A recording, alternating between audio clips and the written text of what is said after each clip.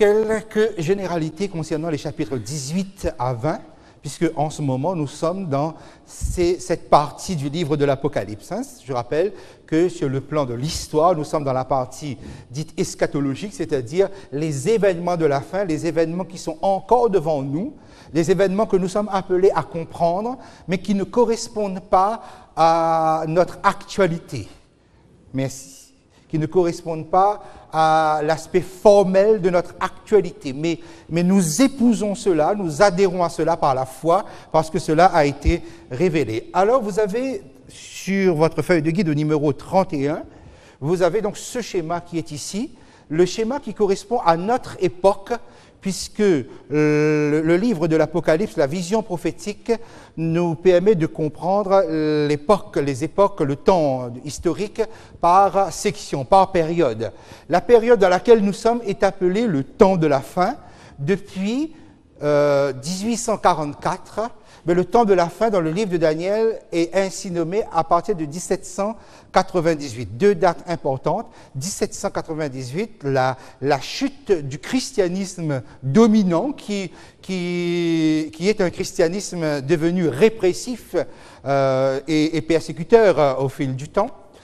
Dieu va porter un coup à cette puissance chrétienne par Napoléon Bonaparte qui, à travers le général Berthier, déporte le pape. Et ainsi, donc, il y aura un coup qui est porté et qui va bouleverser l'histoire de ce monde. En 1844 démarre ce qu'on appelle le jugement dit investigatif, c'est-à-dire dans le ciel, un mouvement démarre, une étape nouvelle commence dans le ministère de Jésus-Christ. 1798, donc, Dieu met fin au règne dominant et rejette le catholicisme romain. 1844, c'est le protestantisme qui est rejeté parce que démarre un mouvement chrétien avec d'autres bases. Voilà, mais comment nous situer justement par rapport aux révélations, par rapport aux sections que nous avons dans le livre de l'Apocalypse? C'est-à-dire le temps de la fin correspond à quelle révélation? À chaque fois, lorsque nous avons progressé dans ce livre, nous avons vu que notre époque, depuis 1844 jusqu'à avant que Jésus ne revienne, notre époque correspond à la 6e Église. La 7e étant un apport spirituel de plus, nous permettant de comprendre dans quel état l'Église pourrait se retrouver et le risque pour nous d'atteindre une tiédeur spirituelle. Nous sommes, en progressant dans le livre de l'Apocalypse, sous le 6e sceau. Nous sommes sous la sonnerie de la 6e trompette. Nous sommes sous la 6e tête. Rappelez-vous le dragon rouge qui a 7 têtes. Cela correspond donc à 7 empires, 7 phases de l'histoire. Nous sommes sous la 6e tête. Et lorsque nous regardons les 7 fêtes qui correspondent aux 7 étapes du plan de Jésus-Christ depuis son ascension jusqu'à son retour, nous sommes sous la 6e fête. Et nous allons donc nous arrêter un petit instant sur la 6e fête. C'est quoi la 6e fête? La 6e fête, c'est ce qu'on appelle le jour des expiations. Cela donc était pratiqué annuellement dans le peuple juif, le 10 du 7e mois, le 10 du mois de Tishri, et cela préfigurait le jugement qui allait commencer et qui allait englober l'ensemble de l'histoire. Notre époque appelée le temps de la fin, et non pas la fin des temps, puisque la fin des temps va se situer ici. Nous sommes sous la 6e fête, dit le jour des expiations. Un certain nombre parmi vous, vous maîtrisez assez bien, vous êtes bien familiarisés avec ces notions, que les autres ne s'inquiètent pas, même si certains petits aspects semblent vous échapper. Je reviens un moment donc dans notre livre, là, à l'étape là où nous sommes. Nous avons commencé le chapitre 18, 19, 20, pour nous situer par rapport aux événements du sanctuaire céleste. Puisque par rapport aux événements du sanctuaire céleste, nous sommes dans la 6e fête. Nous sommes au chapitre 18. Après le chapitre 18, nous arrivons au chapitre 19. Nous commencerons aujourd'hui donc à entrer dans le chapitre 19. Dans le chapitre 19 de l'Apocalypse, vous avez les noces de l'agneau. Et après les noces de l'agneau, vous avez la deuxième section de ce chapitre qui concerne le retour du Christ. Lorsque vous comparez le chapitre 18 et le chapitre 19, vous constatez que le chapitre 18 vous donne l'état dans lequel se trouvent les réprouvés, ceux qui sont perdus, ceux qui sont sans Dieu, ceux qui ont refusé de marcher avec Dieu. Ils sont dans une tristesse, ils vont connaître un temps de tristesse excessive. Ils vont être dans un état de lamentation funéraire. On avait utilisé cette expression-là. Quand vous passez au chapitre 19, c'est le chapitre qui va vous décrire les rachetés, mais l'état dans lequel ces rachetés se trouvent. Ils se trouvent dans une joie que je qualifie ici de joie excessive, avec 4 alléluia qui vont se succéder. J'espère que nous aurons le temps de le voir ce soir. Voyez donc la différence entre le chapitre 19, qui décrit une tristesse dans laquelle le monde sera plongé, et le chapitre 18, les rachetés, eux, seront dans un sentiment, dans une disposition inverse, et seront dans une joie extrême, je dirais. On va essayer de comprendre pourquoi nous parlons d'extrême. Lorsque nous commençons le chapitre 19, et que nous comparons par rapport aux événements du ciel, le chapitre 19 est un déroulement sur cette terre. Lorsque nous comparons avec ce qui se passe et que nous essayons de comprendre la correspondance, ce qui se passe dans le ciel, Christ sort du sanctuaire. Ce n'est pas écrit comme ça dans le chapitre 19 du livre de l'Apocalypse, mais c'est l'événement. C'est-à-dire que Christ vient de finir la réalisation historique de l'expiation. Tout le sanctuaire, tout le temple céleste vient de passer par la phase d'expiation. Tout est purifié. Donc, quand on démarre le chapitre 19, c'est là que nous sommes dans le déroulement du ministère céleste de Jésus-Christ. C'est-à-dire la 6e fête que je viens de mentionner à l'instant. Revoyons un instant, rapidement, le jour des expiations, dite la 6e fête. Qu'est-ce qui se passait ce jour-là? C'est un schéma que vous connaissez. J'ai eu l'occasion de vous le présenter ici. C'est certainement la fête la plus sombre, la plus terrible, la plus angoissante. On appelle fête pour dire c'est une solennité qui décrit comment Dieu entend résoudre définitivement le problème du péché dans la vie des individus. Vous avez le souverain sacrificateur ici qui entre dans le lieu très saint et qui fait la purification par le sang. Il entre avec du sang et il purifie. C'est-à-dire que lui, il entre pur dans un sanctuaire qui est souillé. Et on va faire le transfert. Tous les péchés cumulés pendant l'année dans le sanctuaire vont être transférés sur lui. Ensuite, il passe par l'autel des parfums. Ensuite, il va dans le parvis et il rencontre les chefs de famille, les représentants du peuple qui l'attendent dans le parvis. Et là, puisqu'il est chargé de tous les péchés cumulés dans le sanctuaire, il fait le transfert sur le bouc pour Azazel. Là, il n'y a pas de sacrifice, mais il y a un transfert de péché par les mots, par les paroles, comme une sorte de prière. Il y a quelque chose qui est transféré. Et le bouc pour Azazel est envoyé ici par quelqu'un dans le désert où ce bouc finit quelque part dévoré par les bêtes sauvages et autres. Actuellement, ceci préfigure ce que Jésus est encore en train de faire depuis 1844, la purification du sanctuaire céleste. Bientôt, Jésus va sortir, chapitre 19. D'accord? Alors, reprenons un autre schéma. Vous avez le sanctuaire terrestre. Imaginez que vous voyez cela vu d'hélicoptère. On découvre le toit de ce sanctuaire terrestre. Et cela vous ramène au sanctuaire céleste, puisque cela, c'est une image des choses qui sont dans le ciel. Nous sommes au jour des expiations. Donc, le souverain sacrificateur est situé ici. Donc, Jésus, dans cette phase de son ministère, se situe ici. Le parvis que vous voyez ici représente la terre.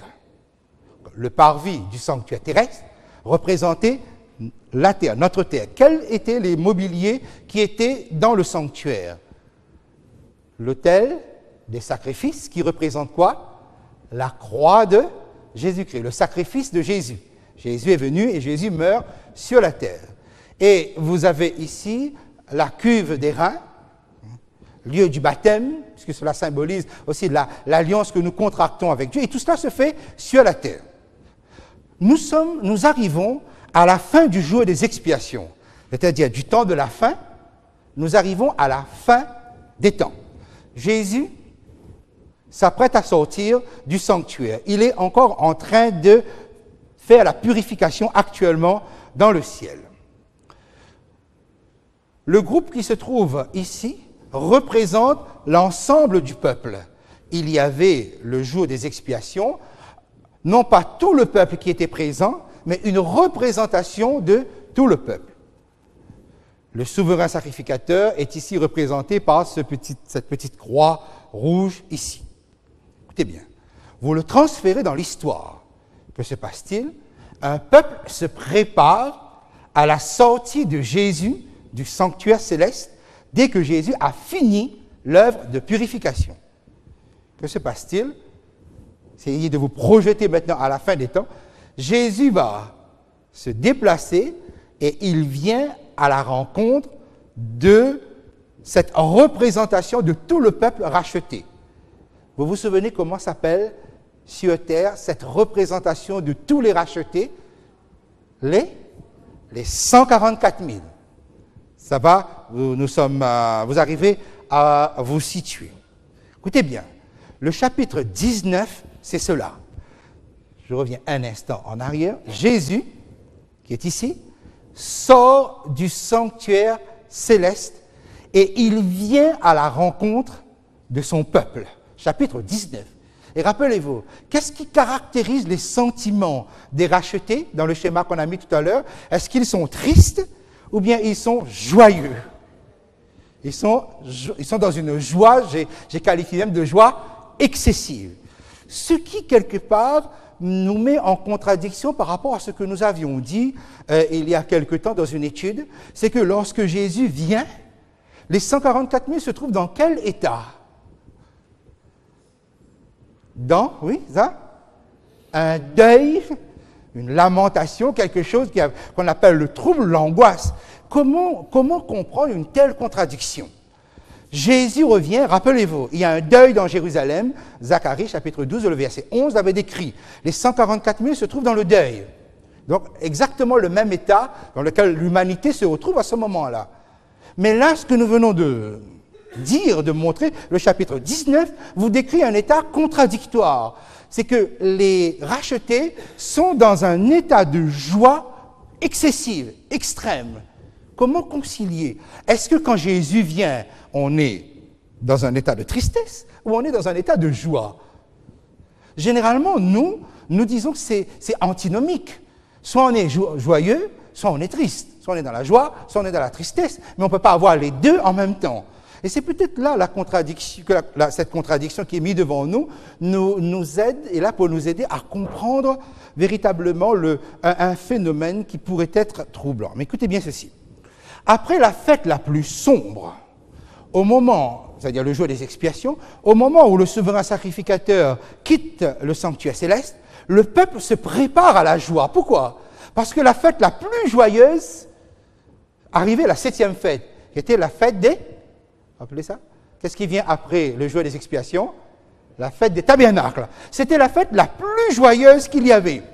Donc, quelque part, regardez bien les sentiments du peuple ici. À la fois, ils sont angoissés et tristes de la situation, de ce qui est vécu, mais en même temps, le fait que le sacrificateur va sortir les plonge dans une joie, la joie qui arrive, c'est-à-dire la fête des tabernacles. Effectivement, après cette journée-là, eh bien, pendant 5 jours, ils allaient se préparer à la fête des tabernacles et pendant 5 jours, ils devaient être dans une joie. Il était interdit de jeûner, interdit de se lamenter, interdit de pleurer ou de quoi que ce soit. Il fallait préparer la fête des tabernacles dans la joie extrême.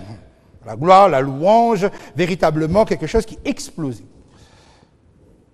Dans quel état seront les 144 000 alors? Ils seront joyeux ou seront tristes? Vous voyez ce problème? C'est un problème qui est posé déjà aujourd'hui, parce que c'est une contradiction qui est déjà chez vous, qui normalement est déjà en nous. C'est bien.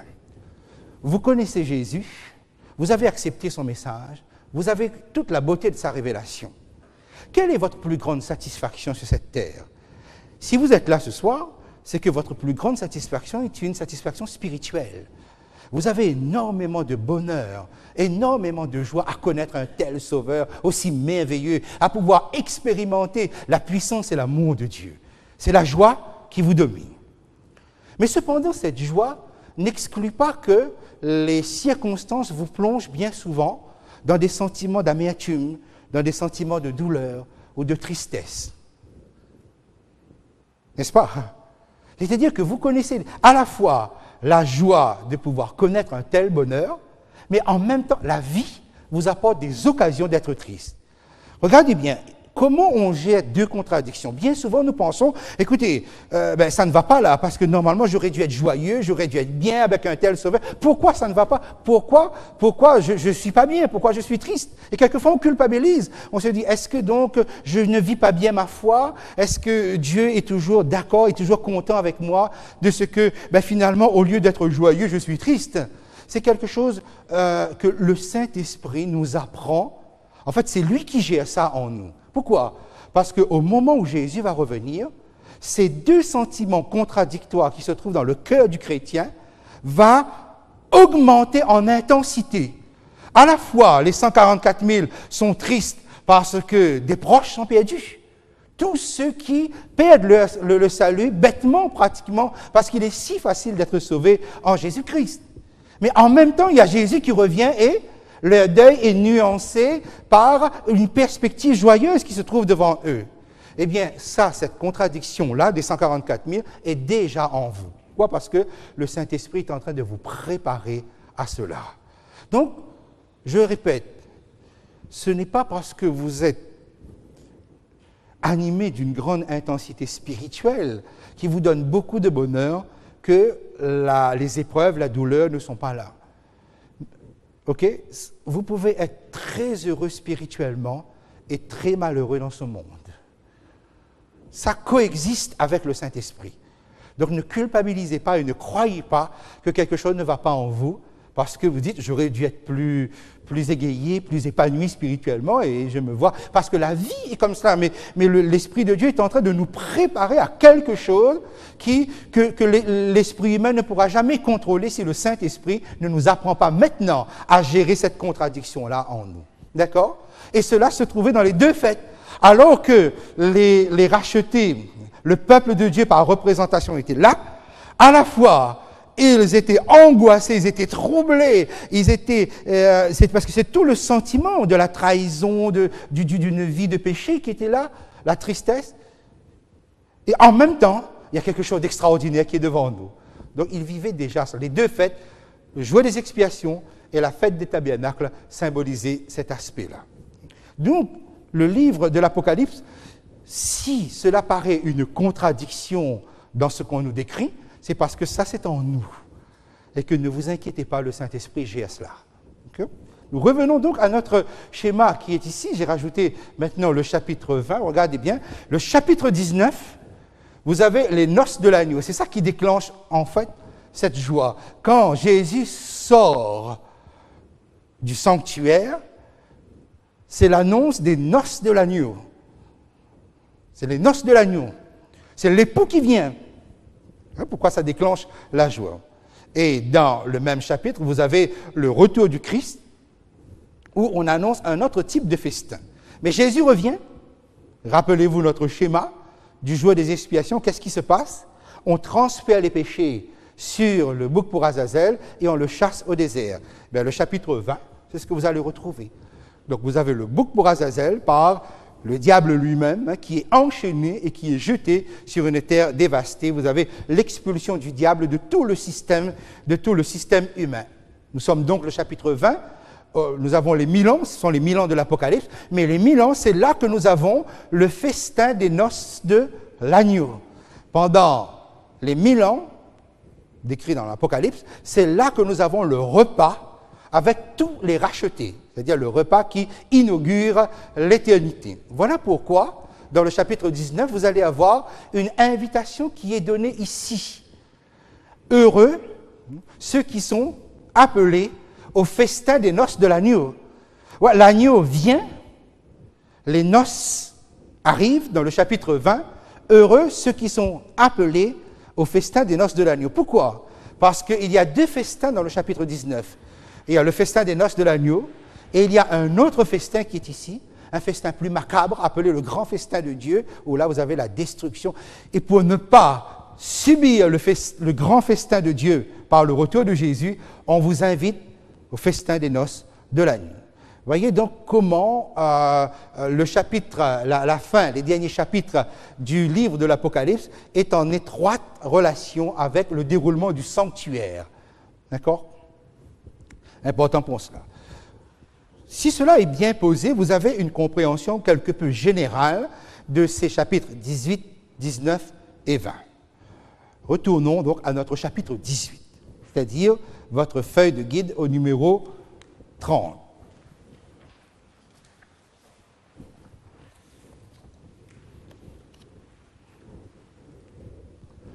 C'est-à-dire le chapitre 18, le chapitre de lamentation, le chapitre de la tristesse excessive de ceux qui sont perdus. Et voilà, vous vous souvenez, nous avons commencé par entrer dans ce chapitre, par comprendre les deux pouvoirs. Le Dieu créateur, il met en place un système qui permet à la vie sociale de pouvoir se reposer sur deux piliers, le pilier politique et le pilier économique. Évidemment, à cette époque, le mot n'existe pas comme ça, ce sont des concepts qui sont arrivés après, mais c'est la réalité qui se trouve ici. Le politique, dans la compréhension la plus saine, c'est la capacité de gérer, la capacité de décider pour que la terre puisse être gérée, connaître une gestion équilibrée, ce qu'on appelle politique, des hommes donc qui prennent des décisions pour cela. L'économie, avec donc la ressource de base, la ressource principale qui est mentionnée ici sous le terme de nourriture. C'est quoi l'économie? L'économie, c'est la possibilité de pouvoir jouir des ressources. Et si la politique est liée à l'économie, c'est parce que la politique prend des décisions pour que, d'une manière équilibrée, tout le monde puisse jouir des ressources, des richesses qui sont là. Et le problème actuel, c'est quoi? C'est qu'il y a un tel déséquilibre à la fois dans la politique et dans l'économie, c'est que une grande partie des ressources ou des richesses se trouve dans la main d'un petit nombre et un grand nombre se trouve être complètement dépouillé. Si c'est le cas, ça donne une vraie misère sociale. Et c'est très intéressant de voir dans les livres des prophètes, ce qu'on appelle les petits prophètes, la réaction de Dieu devant l'exploitation de la misère humaine. Le problème, il est là, c'est que bien souvent, on pense que Dieu est indifférent à tout ce déséquilibre, à cette exploitation, à cette misère sociale. On a l'impression que... Mais dans les prophètes, Dieu intervient et il marque son désaccord. Mais vous voyez, le monde ne connaît pas ce désaccord de Dieu. Et donc, il continue à vivre tout à fait tranquillement et normalement. Mais vous qui étudiez ces prophéties, vous êtes au courant des dispositions de Dieu. Remarquez bien comment cette structure est là. Et quand nous entrons dans le chapitre 18, et que nous avons la chute de la puissance la plus forte que le monde n'ait jamais connue, et quand nous regardons le chapitre 18, nous voyons que cela va suivre la même structure. La chute sera politique, la chute sera économique, et ensuite sociale. Vous avez la même structure que le livre, la structure que nous propose Genèse chapitre 1er. Dieu réagit sur la base du Dieu créateur, chapitre Genèse 1er. C'est le Dieu créateur qui met en place un système. Ensuite, les hommes pillent le système. Mais ils ne connaissent pas la réaction de Dieu. Pourquoi? Parce que ce Dieu a été rejeté. Mais nous connaissons la réaction de Dieu. Nous savons que Dieu, quand il vient, c'est aussi pour marquer et montrer la réaction qui a été contenue jusqu'à présent de tout ce qu'il a vu. L'autre schéma nous a permis de comprendre les acteurs qui sont dedans. Les puissants vont porter un deuil lorsque Babylone va chuter, sera ruinée. Qui sont ces puissants? Les acteurs de la politique, les rois de la terre, les acteurs de l'économie, les marchands de la terre, ceux qui sont au service des acteurs de l'économie, les navigants sur mer, parce que c'est eux qui sont chargés de transporter la nourriture. Et le reste, vous allez avoir un impératif du Seigneur qui va intervenir pour demander déjà à son peuple de commencer à exprimer des sentiments de joie. Mais vous avez ici la chute du social. Je répète, la chute de Babylone, la chute de la politique mondiale, planétaire, la chute de l'économie mondiale, planétaire, la réaction qu'on demande aux enfants de Dieu, et ensuite la chute du social. C'est le chapitre 18 dans lequel nous sommes. Vous êtes prêts? Ok, on va y aller. Le verset 2, le cri se fait entendre. Elle est tombée, Babylone la grande. La chute, la proclamation est universelle, la proclamation est solennelle. Le système le plus puissant, porteur d'un génie extraordinaire de l'intelligence jusque-là, donc hérité de tous les systèmes qui étaient dans ce monde, le système chute. Et ça va bouleverser complètement ceux qui sont dans ce monde. Écoutez bien ceci. C'est une vision anticipée. C'est une information pour le lecteur de l'Apocalypse. Vous qui lisez, vous qui étudiez l'Apocalypse, vous êtes au courant de cela. Que le système le plus intelligent, le plus élaboré sur le plan humain, le plus puissant qui aura existé sur Terre, va chuter. Vous le savez. Mais le monde ne le sait pas pourquoi. Pourquoi je dis vision anticipée? Parce que ce n'est pas dans l'actualité encore. Vous le savez par anticipation. Donc c'est quelque part un avertissement pour ne pas vous confier dans ce type de système-là. De ne pas avoir confiance, de garder toujours confiance en ce que Dieu dit et ce que sa parole révèle. On nous dit parce que toutes les nations, c'est-à-dire l'humanité, ont bu du vin de la fureur de son impudicité, ont bu, et que les rois de la terre, donc ceux qui ont le pouvoir politique, se sont livrés avec elle à l'impudicité, et que les marchands de la terre, donc ceux qui ont le pouvoir économique, se sont enrichis par la puissance de son luxe. Pourquoi je dis les marchands de la terre représentent ceux qui ont le pouvoir économique? Parce que c'est quoi l'économie? L'économie, c'est ceci. Voici les ressources qu'on appelle le produit. De la production à la consommation. Donc, on produit un bien, et il faut que ce bien arrive dans vos mains, vous qui consommez ce bien. Il y a ce qu'on appelle une chaîne de distribution, un circuit. Qui sont ceux qui sont stratégiquement placés pour faire le lien entre les producteurs du bien ou du produit et vous qui êtes consommateurs? Les marchands. C'est-à-dire ceux qui vont acheter avec le fournisseur et vous revendre. Ils s'enrichissent, pourquoi? Parce que bien souvent, ils achètent à bas prix et ils revendent à un prix fort. Donc, ils font des bénéfices. Voilà, ils sont enrichis. Voilà pourquoi, quand on parle des marchands de la terre, c'est pour parler de ceux qui, dans la chaîne de distribution, s'enrichissent. Et ils peuvent faire des bénéfices les plus extraordinaires. Donc, ce sont les acteurs de l'économie les plus puissants, les plus riches, parce qu'ils ont ce pouvoir grâce à leur activité, là où ils sont placés. D'accord? Ils se sont enrichis par la puissance de son luxe. Qu'est-ce que cela veut dire? Ça veut dire qu'il y aura une adhésion totale de toute l'humanité, toutes les nations ont bu, et des principaux acteurs politiques et économiques, ils auront adhéré entièrement à ce système-là. Eh bien, toute l'humanité aura confié leur sort, et tous les acteurs déterminants de la société humaine, ils auront confié leur sort, leur destinée, leur bonheur, si vous voulez, à ce système qui, dans votre vision, a déjà chuté, est déjà tombé, quelle que soit l'apparence, quelle que soit la puissance, quelle que soit la stabilité que cette puissance pourrait montrer. Donc, nous avons bien ceci, écoutez bien. Il y aura un lien de dépendance économique, et cela doit vous parler, vous tirailler quelque part, un lien de dépendance économique entre l'humanité et ce système-là. Contradiction là aussi, pourquoi? Parce que le système appelé Babylone la Grande, c'est un système religieux. Rappelez-vous ce que je vous ai dit là-dessus, que c'est une église chrétienne, parée de tous les attributs de Jésus-Christ, avec toute l'apparence d'une église.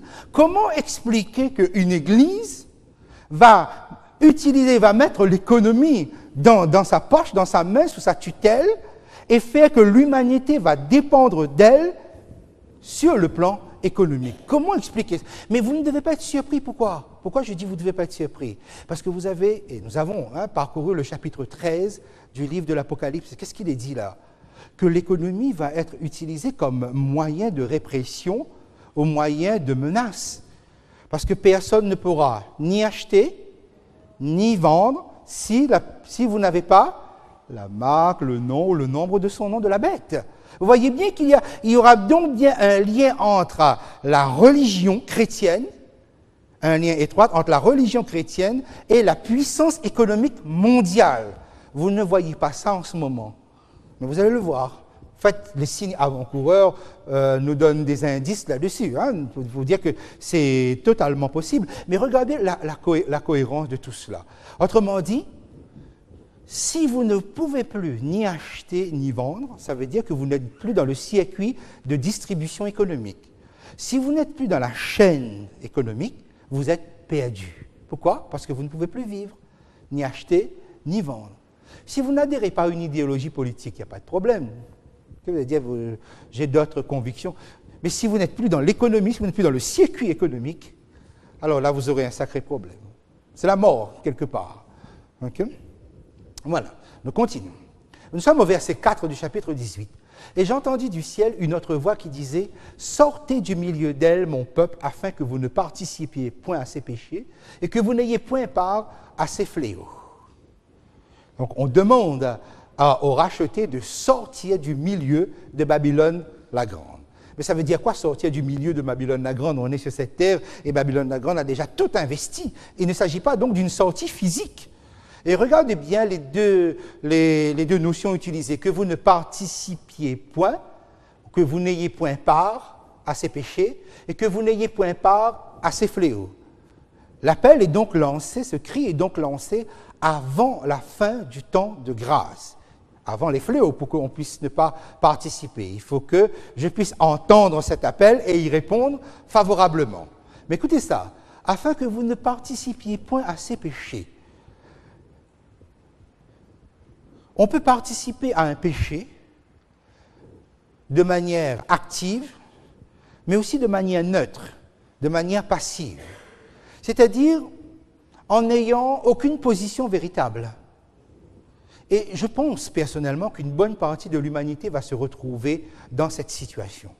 C'est-à-dire des gens qui seront paralysés par ne pas savoir quoi faire et finalement la Bible les considère comme participer au péché, mais de manière passive, de manière neutre. C'est-à-dire, on laisse faire. Ils ne vont pas réagir, ils n'ont pas de position. Ils ne sont pas forcément réprimés, mais bon, pourquoi pas, ce système ou l'autre. Et c'est là où quelque chose commence à devenir pointilleux et dangereux pour ceux qui ne prennent pas position. Écoutez bien ceci. Dans Jérémie, chapitre 51, verset 44-45, c'est de là que vient cette citation qui est lancée dans Apocalypse 18. Regardez ce que Dieu dit, « Je châtierai Bel à Babylone ». C'est la prophétie que Jean répercute. « J'arracherai de sa bouche ce qu'il a englouti, et les nations n'afflueront plus vers lui. La muraille même de Babylone est tombée. » Et là, cet appel, « Sortez du milieu d'elle, mon peuple, et que chacun sauve sa vie, en échappant à la colère ardente de Dieu. » Voyez, sentez la nuance, je l'ai grossie et je l'ai souligné ici. « Sortez du milieu d'elle, mon peuple, et que chacun sauve sa vie. » Vous savez, vous avez deux aspects là-dedans. Vous avez l'aspect collectif et vous avez l'aspect individuel. Essayez d'imaginer l'état de l'humanité à ce moment-là. L'humanité est dans une dépendance totale au système humain. C'est-à-dire, la situation sur la Terre, sur tous les plans, sera tellement catastrophique que l'humanité va remettre leur sort entre les mains d'un système. C'est-à-dire, plus personne ne pouvant plus rien faire, on va manifester une certaine confiance à un système religieux, Babylone la Grande. On va avoir confiance. Donc, on va se confier au système, à un collectif. On va vous demander d'adhérer. Sortez du milieu d'elle, mon peuple. C'est très intéressant que Jérémie ait placé ici quelque chose qui touche l'individu et que chacun sauve sa vie. C'est-à-dire, quelque part, sortir du système Babylone la Grande, c'est aussi sortir de l'idée d'une mentalité qu'on nous aura inculquée sur le collectif, sur ce que c'est qu'un groupe ou un ensemble. Parce que les rachetés, eux, ils se dissocient totalement de tous les systèmes humains. Ils ne vont pas dépendre d'un système humain pour survivre. De quoi ils vont dépendre donc? Ils vont dépendre essentiellement de Jésus-Christ et de Jésus-Christ seul. Que chacun sauve sa vie. Alors, essayez d'imaginer comment essayer de comprendre et d'appliquer le sortir de Babylone. Tout le monde dépend du système humain. L'enfant de Dieu, lui, il ne dépend pas du système humain, il dépend de Jésus-Christ et de Jésus-Christ seul. Est-ce que cela ne nous amène pas forcément à nous dissocier d'une mentalité religieuse, que la religion, d'ailleurs, nous aura inculquée? C'est que pour être sauvé, il faut appartenir à un collectif. Pour être sauvé, il faut appartenir à une religion, il faut appartenir à une église, il faut appartenir à une organisation. Il faut dépendre d'une organisation. Et cela est certainement déjà le premier pas où nous sommes sensibilisés à sortir d'une certaine mentalité. Réfléchissons bien. Mes amis, pour vous, l'Église, organisation, système et tout ça, c'est quoi? Si vous pensez que l'Église vous sauve, vous vous trompez. Si vous pensez que vous devez être au service d'un système humain, au service d'une organisation, vous faites une erreur. Jésus n'a jamais institué ça. Vous n'êtes pas, le racheté n'est pas au service de l'Église. C'est l'Église qui est au service du racheté. L'Église ne sauve pas. L'Église éduque pour le ciel. C'est Jésus qui sauve. Donc, je ne suis pas dans l'Église pour être sauvé. Je suis dans l'Église parce que je suis sauvé. Et l'Église va mettre en place par son organisation, va mettre en place toute une éducation pour que je sois éduqué, enseigné, pour vivre à l'échelle terrestre. Mais en dehors de cela, mon salut ne dépend que de Jésus et de Jésus seul. Moi, je ne suis pas au service d'une organisation. C'est une organisation qui est à mon service. Ce soir, c'est l'Église qui est à votre service quand nous organisons justement ce genre d'études. Demain, si quelqu'un d'autre se trouve à ma place, cette personne est à votre service. On dit on est au service de l'Église parce que je ne peux pas citer un tel. Quand on regroupe tout ça, on dit l'Église de Dieu, c'est-à-dire l'ensemble. Il faut bien comprendre, c'est que l'Église est au service des hommes et les hommes ne sont pas au service de l'Église. C'est quoi la mentalité de Babylone? La mentalité de Babylone, c'est vous dire que, attention, vous êtes au service de l'Église, vous dépendez de l'organisation, vous dépendez des systèmes. Et quand vous allez appliquer ça au système politique et économique, vous allez voir comment les gens seront complètement liés. Complètement liés. C'est maintenant qu'il faut commencer à sortir. Mes amis, vous dépendez de qui? Vous dépendez de Jésus et de Jésus seul. Vous ne dépendez d'aucun humain. Vous ne dépendez d'aucune structure d'organisation. Parce que ça, c'est Babylone. Parce que cette mentalité est en train de se préparer pour dire aux gens, vous voulez être sauvés, vous voulez survivre. Alors voilà où il faut adhérer. C'est maintenant qu'il faut commencer à tisser et que chacun sauve ça. Et que chacun sauve sa vie. Bien comprendre à quoi sert l'Église, pourquoi l'Église a été instituée. Une belle institution, mais à quoi il sert? Et est-ce qu'entre-temps, mon ancienne mentalité chrétienne n'est pas restée pour croire que, oui, mais je dépends du pasteur, de la parole du pasteur, oui, mais je dépends certainement de l'Église pour être sauvé. Tout cela est complètement à éliminer radicalement de votre esprit. Vous êtes sauvés par Jésus et par Jésus seul. Si le Saint-Esprit vous ajoute à l'Église, c'est pour vous enseigner, pour vous aider à vous préparer pour. Donc, sortez de Babylone, c'est quelque chose qui ce soir se situe déjà dans notre compréhension, dans notre mentalité, parce qu'il y aura une contamination de la mentalité religieuse.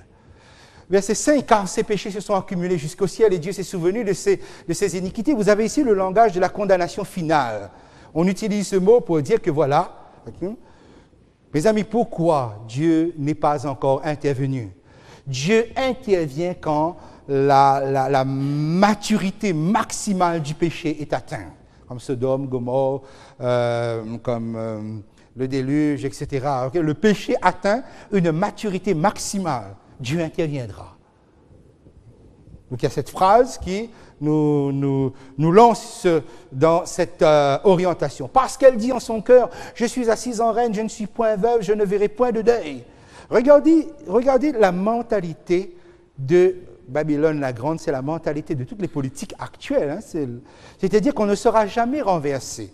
Plus on est puissant, plus on a du pouvoir, plus on a l'impression qu'on ne sera jamais renversé. On va rester, on va durer éternellement. Donc, on aura réussi à rendre le monde crédule sur cette position. On aura réussi à faire croire aux gens que ce système que les hommes, que l'intelligence humaine a réussi à mettre en place, c'est le meilleur. Regardez, il y a des résultats. C'est un système qui ne s'écroulera jamais. Ce sera d'une stabilité à toute épreuve. Elle-même, d'ailleurs, elle n'arrête pas de le dire.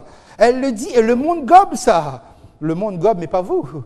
Pourquoi? Parce que vous savez déjà, vous avez une vision anticipée de la ruine de ce système-là. C'est pourquoi, déjà maintenant, commencez à vous préparer. Aucun système humain ne peut durer.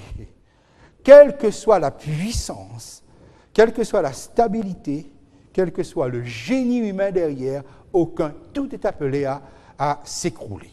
Rien ne dure. C'est une mentalité qu'il nous faut acquérir en tant qu'enfants de Dieu. Et alors qu'elle le dit et que le monde n'imagine pas un seul instant, il y aura un effondrement instantané, et là on a ça dans le verset 8. Si vous prenez un instant le chapitre 18 de votre Bible, Apocalypse chapitre 18, le verset 8. Et puisque l'Apocalypse se réfère toujours à des événements de l'Ancien Testament,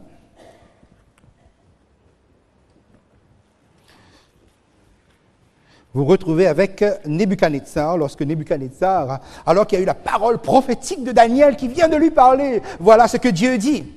Il y a la parole prophétique de Daniel qui lui demande de changer de comportement, met fin à la misère sociale, change et compassion, etc. Vous savez comment Nebuchadnezzar réagit?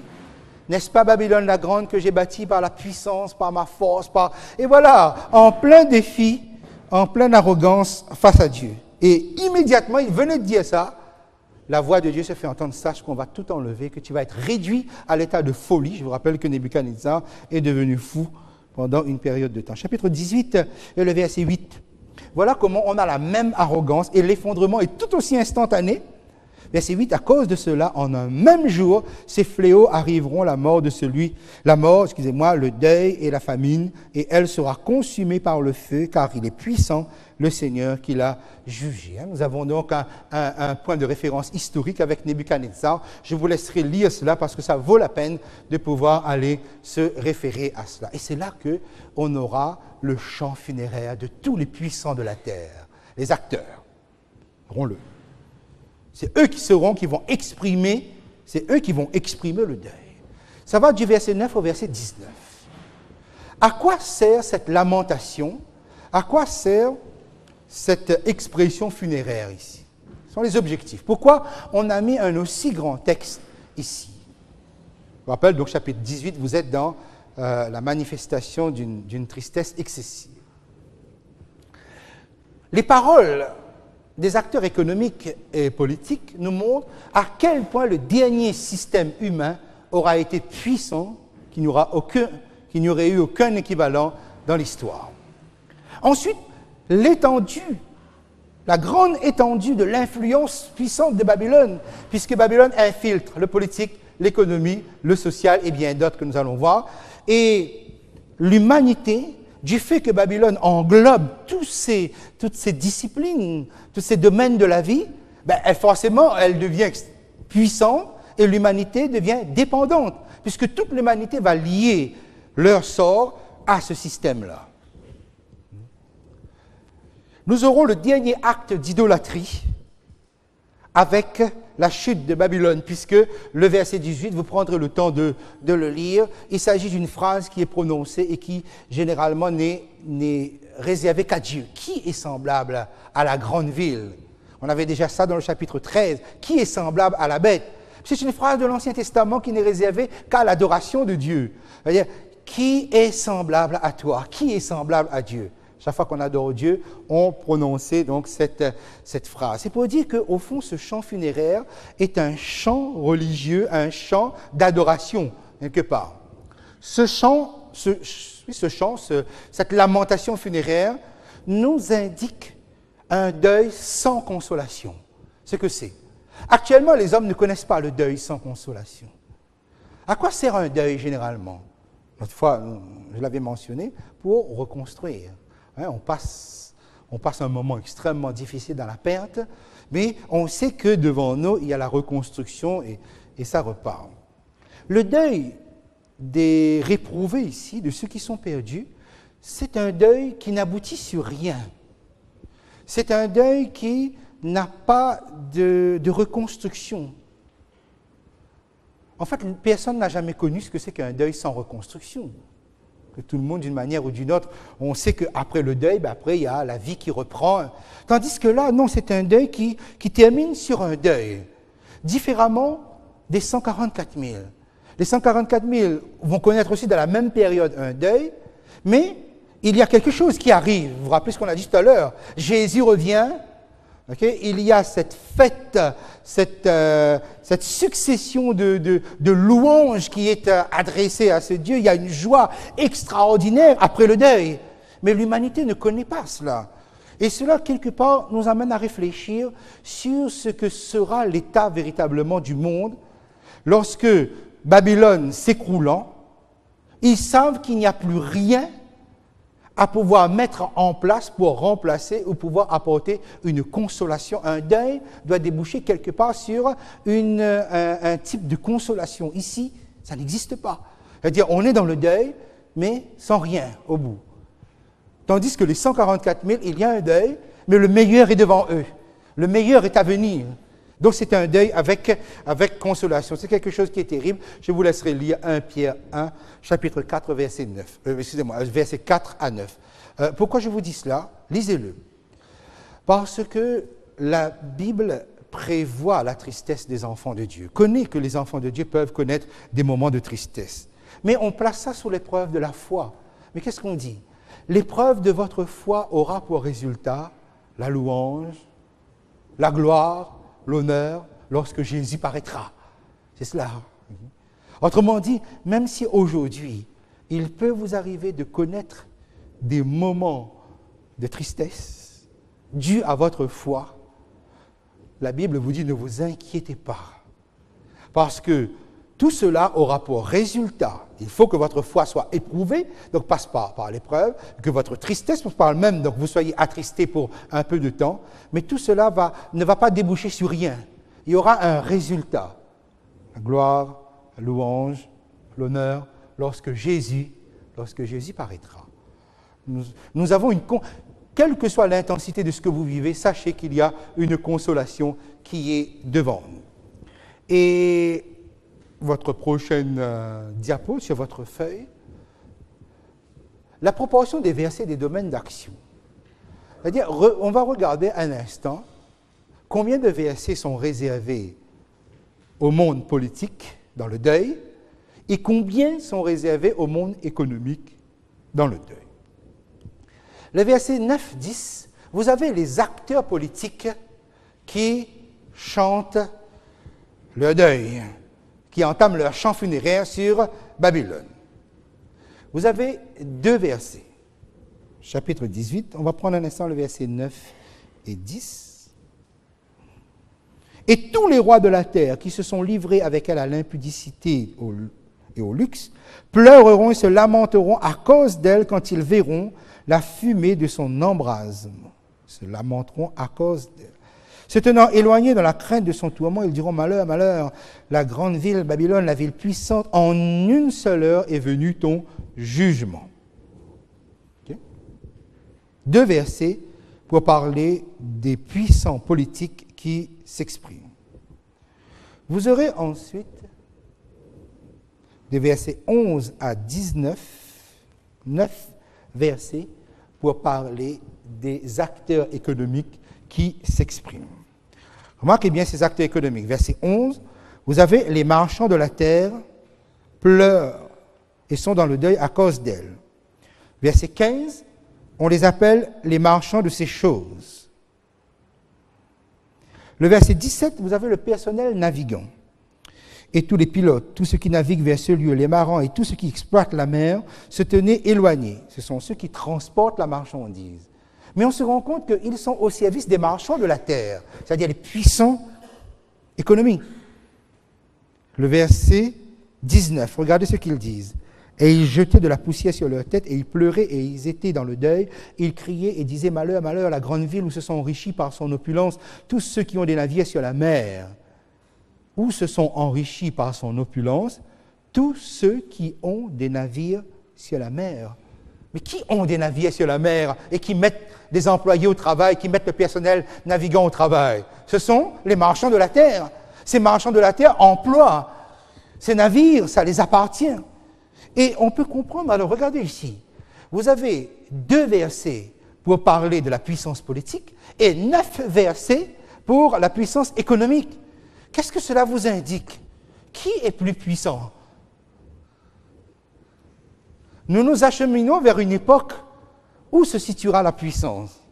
Eh bien, forcément, ok, il y aura une prépondérance de l'économie, finance, sur la puissance politique. Et vous avez confirmation de ça. Regardez dans le verset 23. On vous dit, la lumière de la lampe ne brillera plus chez toi, et la voix de l'époux et de l'épouse ne se fera plus entendre chez toi, parce que ça veut dire quoi? Que ces marchands appartenaient à qui? À l'Église chrétienne, à Babylone la Grande, parce que tes marchands étaient les grands de la terre. Ça ne vous surprend pas? On ne dit pas que tes rois, c'est-à-dire donc les puissants politiques, étaient les grands de la terre. On dit que tes marchands étaient les grands de la terre. Ça veut dire donc que ceux qui détiendront le pouvoir économique, ce seront les plus puissants à ce moment-là. Et on peut comprendre à cause de l'enjeu qui est devant nous. Mais mes amis, là il faut, donc j'ouvre la parenthèse pour la refermer ici immédiatement. Parce que vous avez la possibilité, si vous exercez votre acuité spirituelle et votre perception et le sens de ce que vous pouvez entendre dans les informations, dans les actualités, qu'est-ce que vous entendez en ce moment? Remarquez bien ce que la prophétie biblique vous dit. La prophétie biblique vous dit qu'il y aura une prépondérance de l'économie-finance sur le politique. Et on nous confirme ici que ces marchands de la terre seront les puissants de la terre. Remarquez bien que ce ne sont pas les politiques qui seront les plus puissants, mais c'est les économistes qui seront les plus puissants. Et ça, c'est intéressant. Pourquoi? Parce que, écoutez, qu'est-ce qui fait la faiblesse de l'Europe en ce moment? C'est l'affaiblissement des politiques. Parce que dans la crise économique qui monte, la crise économique et des finances qui monte actuellement, les politiques sont impuissants, y compris même la politique américaine. Même Obama, qui est considéré comme l'homme le plus puissant de la planète, mais ça c'est une appellation tout à fait, un concept, mais ce n'est pas une réalité. Même lui, il ne peut pas mettre de l'ordre dans le monde des finances. Il a essayé, c'était son intention. François Hollande aussi, c'était dans son intention. Mais vous voyez les fronts extrêmes, puisque actuellement c'est dans l'actualité. Écoutez le discours du Front National, écoutez le discours du Front de gauche. Ils vous disent, ils ne comprennent pas pourquoi le monde des finances capitalise autant et que c'est eux qui dirigent le monde. Et c'est ça la réaction, c'est que le politique s'est affaibli par rapport justement à la puissance économique et financière. C'est, mes amis, c'est quelque chose qui est dans l'actualité, c'est quelque chose qui est déjà dans le signe précurseur. C'est pour ça que, remarquez bien, là c'est juste un exemple que j'ai pris, je referme la parenthèse parce que le temps nous manquerait pour développer toutes ces choses-là. Mais écoutez bien ce que je vous dis, la Bible a raison, la parole prophétique a raison. Et nous avons des indices qui nous indiquent ce à quoi le monde est en train de se préparer. Parce que l'impuissance généralisée va forcément amener, même si cela n'est pas sous nos yeux, va amener l'humanité à remettre toute leur confiance dans la main des pouvoirs religieux. Et c'est cela qui va donner ce que vous pouvez voir ici. Écoutez bien, personne n'achète plus leur cargaison. Donc il y a une faillite. Nous pouvons lire ici. Il y a une faillite. C'est un commerce qui a investi la puissance de l'économie mondiale. Bien ceci. Dans le verset 12-13, qui suit, c'est quoi cette cargaison-là que plus personne n'achète? Il y a 28 articles. Vous regardez les versets 12, les versets 13, vous avez 28 articles. Il y a une donnée qui sera proposée ici. 28, c'est 2 fois 14.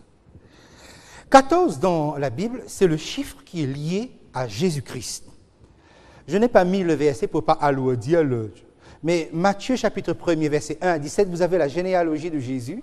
Et Matthieu a réarrangé symboliquement la généalogie de Jésus pour faire aboutir Jésus après 3 fois 14 générations.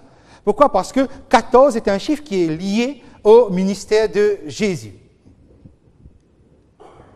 Le chiffre 14 est à la fois le chiffre du sanctuaire et le chiffre de David. Le chiffre du sanctuaire parce que le sanctuaire est composé de 14 éléments. Si vous prenez à partir de Exode 25 jusqu'à la fin, vous allez voir, il y a 14 éléments qui composent le sanctuaire. Dans le réarrangement de Matthieu au chapitre 1er, versets 1 à 17, Matthieu s'est arrangé pour placer le nom de David au centre de ces 3 fois 14 générations. David, c'est le roi. Et maintenant, on comprend. Je fais un raccourci très rapide, parce que je cours déjà le temps en même temps. Qu'est-ce que le chiffre 14 en rapport avec le sanctuaire représente la prêtrise de Jésus-Christ. Qu'est-ce que le chiffre 14 en rapport avec Jésus-Christ à travers David représente? La royauté de Jésus-Christ. Et maintenant, on comprend que Babylone la Grande va entrer dans une usurpation complète, totale des attributs principaux de Jésus-Christ. La sacrificature de Christ et la royauté de Christ. Autrement dit, on va arriver à séduire l'humanité et à leur dire, remettez-nous tous, ayez confiance, mais avec quelle apparence, quel attribut? Avec l'attribut de la personne la plus séduisante que l'humanité n'a jamais portée. Vous savez c'est qui? C'est Jésus-Christ. C'est-à-dire Babylone la Grande va se présenter avec les attributs de Jésus-Christ, que nous sommes mandatés, nous sommes la puissance de Jésus sur cette terre, mais c'est ça déjà fait dans tout le Moyen-Âge, c'était ça. Donc ce que vous allez retrouver à la fin, c'est quelque chose qui ressemble à ça. Donc autrement dit, on va arriver à séduire le secteur politique, le secteur économique, le secteur social et le monde de la finance, parce qu'on va se présenter avec les atouts les plus séduisants de la personne de Jésus-Christ. Et je voudrais vous dire ici que Jésus-Christ est séduisant. Okay? C'est-à-dire, quand je dis séduisant, comprenez bien, pas dans le sens du mal, c'est-à-dire Jésus a des attributs vraiment attractifs, inimaginables. Mais l'ennemi le sait. C'est pourquoi il voulait cette place, et c'est pourquoi il l'occupe et il prend et il accapare ces attributs, ces notions de Jésus-Christ. Donc on peut comprendre que Babylone la Grande, mes amis, va se présenter comme une religion satisfaisante pour tous. Pourquoi? Eh bien parce que cette religion-là sera une religion globalisante, c'est-à-dire va englober la politique, la religion évidemment, la politique, l'économie, les finances, la philosophie, la technologie, le social et tout ça. Okay? C'est une religion qui va embrasser tout ça au point que adhérer sera facile. L'adhésion sera quelque chose d'extrêmement facile. Tout le monde pourra adhérer. Tu es religieux, tu peux adhérer. Tu es ingénieur, technocrate ou autre, ok, tu peux y adhérer. Tu crois en Dieu, tu peux adhérer. Tu es athée, tu peux adhérer. Tout le monde va trouver leur place dans cette religion finale. Babylone la Grande est une religion globalisante. Et tout sera pour sa gloire parce que le monde va penser qu'ils lui doivent tout. On lui doit tout. Donc tout sera à sa gloire. Là, forcément, Babylone la Grande sera glorifiée, adorée. Donc la religion chrétienne, l'Église chrétienne sera adorée comme Dieu. Vous voyez, la mentalité de Babylone, c'est amener les gens à dépendre tellement qu'on finit par diviniser l'institution.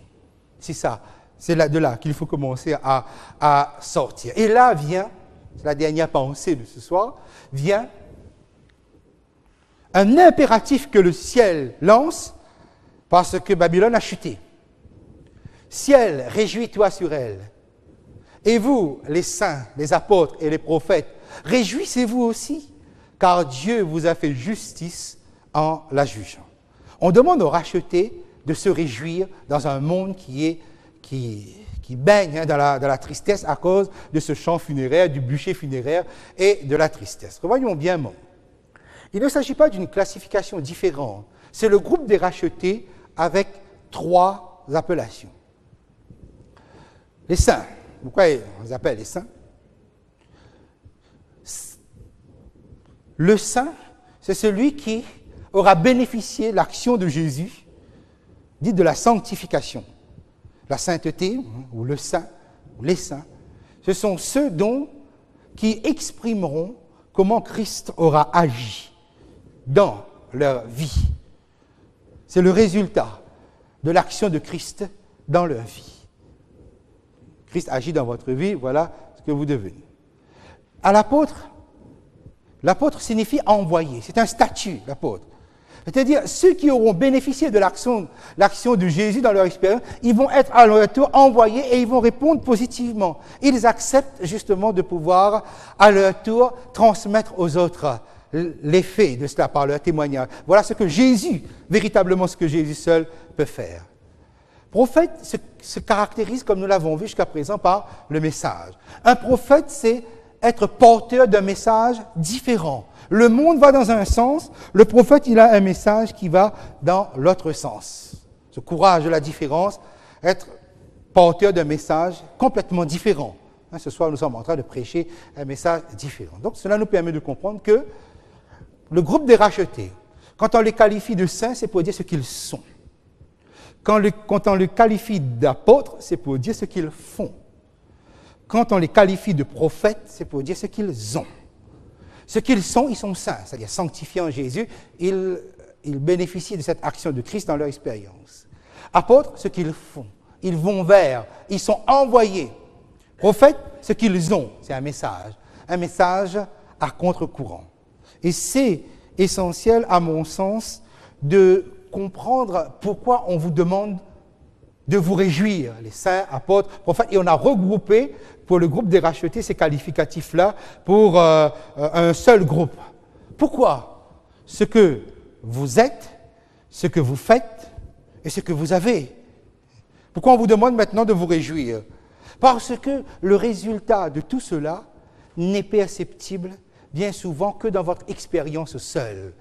Ce que vous êtes, ce que vous faites et ce que vous avez, vous ne voyez pas forcément de résultats évidents en dehors de vous-même. Vous savez ce que vous êtes, vous savez ce que vous faites et vous savez ce que vous avez. Mais les autres, vers qui vous êtes envoyés avec ce message, est-ce que vous voyez forcément un résultat? Cela peut être déstabilisant, vous savez. Lorsque vous êtes envoyé avec quelque chose qui vous a séduit, vous avez accepté et vous vivez ça pleinement, vous le donnez aux autres. Et où est le résultat? Où sont ces autres? Vous les voyez? Combien de personnes devant qui vous avez témoigné, vous avez donné des études, vous avez expliqué, vous avez dit tout cela, ok? Vous voyez le résultat dans votre expérience pour vous, mais pas forcément évident pour les autres. Où sont-ils? Mes amis, vous pouvez avoir des gens, vous leur parlez de ce message de l'Apocalypse, ils sont d'accord avec ce que vous êtes, ils sont d'accord avec ce que vous faites, ils sont d'accord avec ce que vous avez, ils vous admirent, ils vous disent c'est bien, et vous sont reconnaissants, mais où sont-ils? Vous allez voir, ils ne changent pas de chemin. Ils adhèrent à ce que vous apportez, ils sont d'accord à 100%, mais où sont-ils? Mes amis, il y a de quoi être déstabilisant parce que vous vous dites, mais est-ce que je suis efficace? Est-ce que vous voyez, vous le sentez pour vous et à un moment donné, vous pouvez connaître véritablement un moment profond de tristesse et de déstabilité. Et vous pouvez même vous demander, mais est-ce que Babylone n'a pas raison? Est-ce que le monde n'a pas raison? Comment on peut être d'accord, dire, je suis d'accord avec tout ce que tu es, hein, mais je suis mon chemin. Je reste où je suis. Mes amis, sortir de Babylone n'est pas un fait naturel. Pourquoi? Parce que les gens adhèrent avec la tête, mais leurs vies sont enracinées dans Babylone. Sortir de Babylone, c'est quoi? C'est être arraché par Jésus dans un système qui fait que les gens arrêtent d'adhérer comme ça mentalement à un message, mais qui suivent vraiment Jésus, qui changent de vie. On ne voit pas cela. Et où sont les sujets de joie en dehors de pour vous? Vous voyez? On vous demande de vous réjouir. Pourquoi? Parce que Dieu vous a donné raison. Et enfin, Dieu m'a donné raison, parce que je finissais par croire que le monde avait raison. Dieu vous a fait justice en la jugeant. Littéralement, Dieu a jugé votre jugement à son détriment. C'est-à-dire, vous avez raison. Et il y a un moment où ça va éclater. Donc, pensez bien à ces qualificatifs qui sont là et qui touchent votre propre expérience de très près. C'est que tout ce que vous vivez, Dieu le sait. Il connaît toute la perplexité qui peut animer votre vie chrétienne. Et déjà maintenant, je pense, il y a un moment où Dieu vous demande d'apprendre à vous réjouir. Il faut apprendre à garder votre joie intacte, même si les résultats ne sont pas au rendez-vous, même si les gens ne vous suivent pas. Parce qu'il y aura un moment pour porter le deuil de cela. Okay? Mais continuez à manifester votre joie, votre bonheur des expériences que vous vivez, vous, en tant que chrétien. Car les gens, je le répète, ils vous admirent pour ce que vous êtes, ils vous admirent pour ce que vous faites, ils vous admirent pour ce que vous avez, mais ils ne vous suivent pas.